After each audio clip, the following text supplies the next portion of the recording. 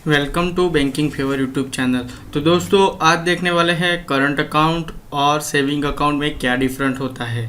तो current account जो होता है वो बिजनेस के लिए होता है और सेविंग अकाउंट जो होता है वो सैलरी के लिए होता है और अपने सेविंग के लिए होता है, यानी कि पर्सनल यूज़ के लिए होता है। तो दोस्तों इस वीडियो में जानेंगे कि क्या क्या मेजर डिफरेंट होता है। तो फर्स्ट ऑफ ऑल हम देखेंगे current account and saving account. तो सेविंग अकाउंट में सेविंग अकाउंट का जो होल्डर होता है पर्सनल पर्पस के लिए यूज़ करता है और सेविंग सेव करने के लिए उसे इंटरेस्ट भी इस पे मिलता है। और करंट अकाउंट जो होता है जो बिजनेस के लिए यूज़ करता है और नंबर ऑफ ट्रांजैक्शन भी कर सकता है, यानी कि फाइनेंशियल ज़्यादा बैलेंस ट्रांसफ़र या उसका बैलेंस बिजनेस जो होता है उसका ज़्यादा टर्नओवर होता है, इसके लिए सेविंग में उतना टर्नओवर नहीं कर सकते, इसके लिए करंट अकाउंट यूज़ करता है।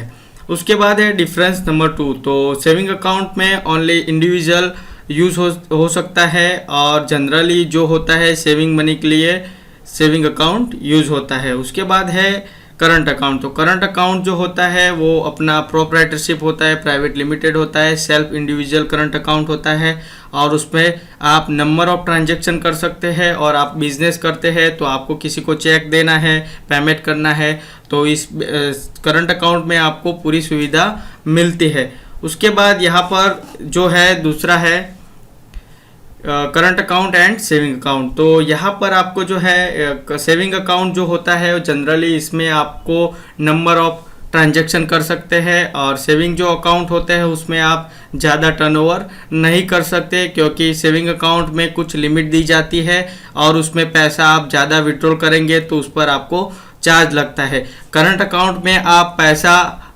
अभी डाला, अभी आपने डिपॉजिट किया, आप विड्रॉल कर सकते हैं, यानी कि आप कैश लेन देन के लिए ज़्यादा ट्रांजैक्शन कर सकते हैं। वैसे ही वो सेविंग अकाउंट में आप करेंगे तो उसमें आपको चार्ज लगेगा।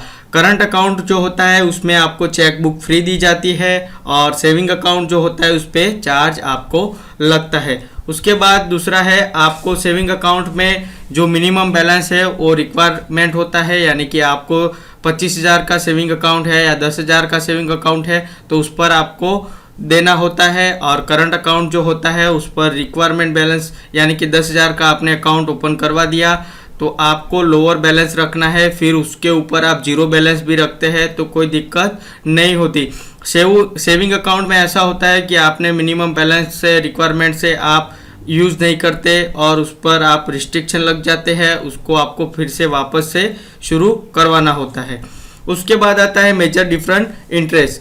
तो सेविंग अकाउंट जो होता है उस पर सालाना आपको 4% या 5% अलग अलग बैंक होते हैं उसमें अलग अलग आपको इंटरेस्ट दिया जाता है, यानी कि अकाउंट होल्डर होता है उसको यहाँ पर इंटरेस्ट पे होता है। करंट अकाउंट में कोई भी आप पैसा यहाँ पर डालेंगे तो करंट अकाउंट में आपको कोई भी इंटरेस्ट नहीं मिलेगा।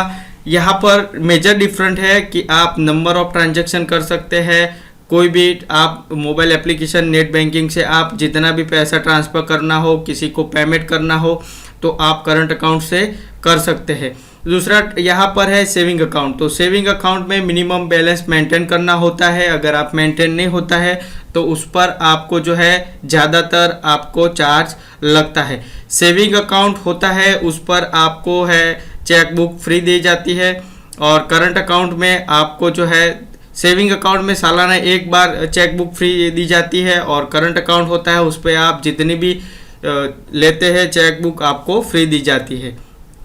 तो आई होप कि वीडियो आपको काफ़ी पसंद आया होगा। अगर वीडियो आपको पसंद आया है तो लाइक शेयर और सब्सक्राइब ज़रूर कीजिए। मिलते हैं एक नए वीडियो के साथ, तब तक के लिए जय हिंद जय भारत।